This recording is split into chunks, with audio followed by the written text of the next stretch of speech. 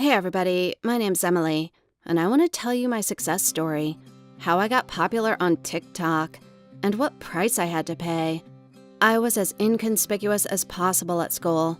I was one of those girls whose own parents may lose her in the same room, and the teachers give good grades to me just like as a usual practice.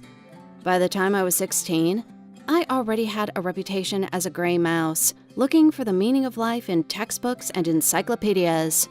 I overheard how our tutor and form master predicted that I'd have the fate of an old maid with a lot of cats when they were in the teacher's room. But here's the problem. I don't like cats too much. I like dogs. And inside my mind, there's another girl who wants to hang out, fight, and do bad things. But I keep her on a leash, which, however, doesn't prevent me from sometimes dreaming, what if?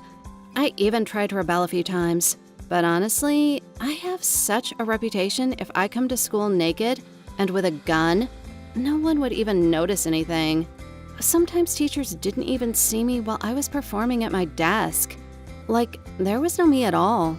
I was an optical or hearing illusion for those who were next to me at that moment. Anyway, it was difficult for me.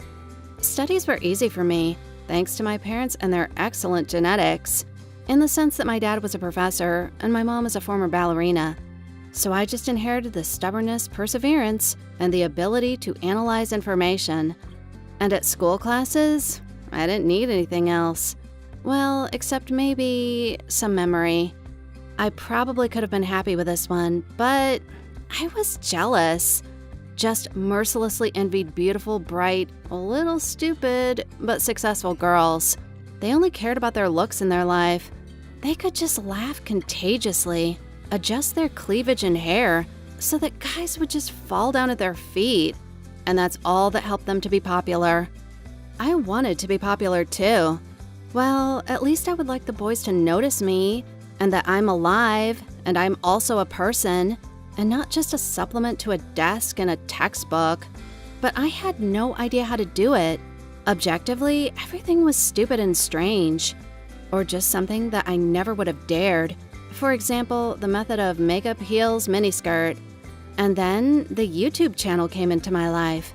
All sorts of people with different looks, education, skills, all found a home there and got popular. I personally watched some bloggers growing from 0 to 1 million subscribers. And then it seemed to me that it was some kind of miracle. Well, I decided to try it out myself, out of my naivete. It's just, it turned out to get popular on YouTube. It's not enough just to tell something on your smartphone. All my favorite bloggers offered something cool. Even Instadivas made some content. And I had nothing but a sense of humor, developed in captivity, and stories of my life. Nothing else. But popularity didn't come. Only another hang-up added to the existing ones. No, I wasn't disappointed with YouTube. And I didn't start shouting at all corners that it was all deception and evil, because I objectively understood, well, I'm not up to it. So what now? I thought I was the one to blame, so everything is okay. But you need to purposefully work there, spending time on videos. So I just lost my desire. And then my friend, in order to somehow pull me out of a prolonged depression, advised me to try TikTok. At that time, it was only gaining in popularity, and mostly short videos were uploaded there, which weren't suitable for YouTube in their format, and didn't reach Instagram in their degree of gloss. Anyway, it was a nice alternative, and it suited me just fine. And yeah, people were actively watching my first uploaded videos, commenting and laughing, but it wasn't enough for me. My self-esteem was demanding to break everyone there, to become the best of the best, to enter the top immediately and forever, and my face wasn't funny enough. If thinking at once abstractly, what is the best way to go online? Pumped up butts? Yeah, and what else? Write your opinion directly in the comments. Please, I will really be interested in looking at the stats. And now I will answer you. Animals. Of course, cats are the cutest and fluffiest of all. But you remember, I'm a dog person, and I didn't want to change myself for the sake of views somehow. But my parents owed me a dream. A few years ago, they promised me a dog, so it's time to demand my four-legged friend, and I did that. Of course, there were some lectures and the famous, "You will clean it up by yourself," but my cute corgi came to me straight from the animal shelter, and immediately all my relatives liked him very much. Even my mom, who was skeptical of pets, melted away seeing my furry joy with a trivial nickname, Lucky. Well, in fact, I was the lucky one at the time. It's not our family's bad imagination, it's a breeder's joke. There is such an idea that animals are called by letters related either to the months of birth or to the dog shelter. And the shelter where my Lucky was born was called by the letter L. It was registered in his passport. But we renamed him Loki very quickly because he has the most cunning red face humanity has ever seen. But hey, I got distracted. TikTok, yeah. Of course, I understand that, in fact, I went with a forbidden reception. But the first video with Loki gained more than 1 million views. It was something incredible. Seriously, I didn't even expect this effect. Although, honestly, I never expected to buy a dog for popular videos. Personally, I didn't regret it for a second. But if someone suddenly finds this method a great idea, don't do this. A dog should be bought consciously and with love, and everything else is secondary. Lucky and I have become real stars. A sly face, intelligence, and natural charm. A terrible force. And I say it only about myself.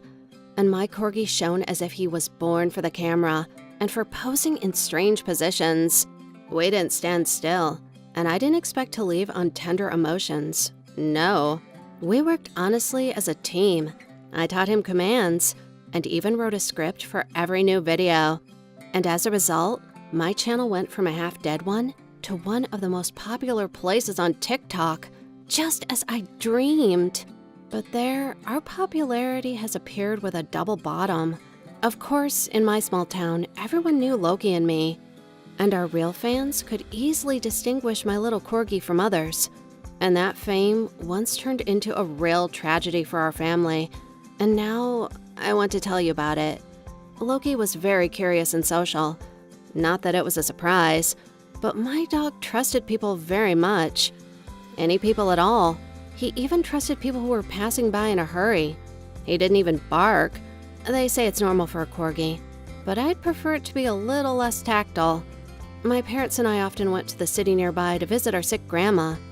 Unfortunately, she had some health problems, including an allergy to animal hair, so my Lucky just couldn't be with us in those moments. We tried to take turns visiting Granny, or at least I was home alone, but a human nanny was more expensive than a pet nanny. Yeah, we used to hire a nanny for Loki on those days. She played with him, watched over his health. If there were any procedures on the schedule, took him to the vet, well, and of course fed and walked him. I called home every 2 hours and watched my dog on the video link, and that was part of the contract. I honestly don't know what happened to them while we were away. Maybe the nanny was lying to our faces, or maybe she was just a complete idiot. But it's a fact that she left Loki on the street and went to the store, as she told the police, just for a minute. And that moment was enough for someone to steal our Loki. But then, our first mistake happened.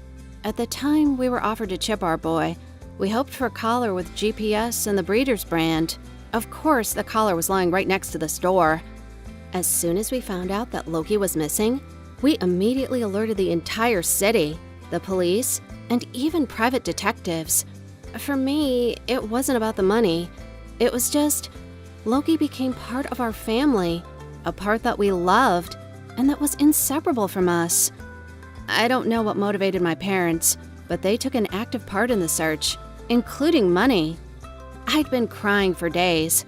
I couldn't eat, sleep, or just sit still, no matter what, not hoping to put up a video all in tears that Loki was missing, and that most likely he was stolen by someone who knew what kind of dog he was.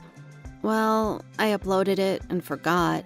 I wasn't up to it at that moment, and I certainly wasn't thinking about any popularity at all. And then my phone was literally bursting with calls.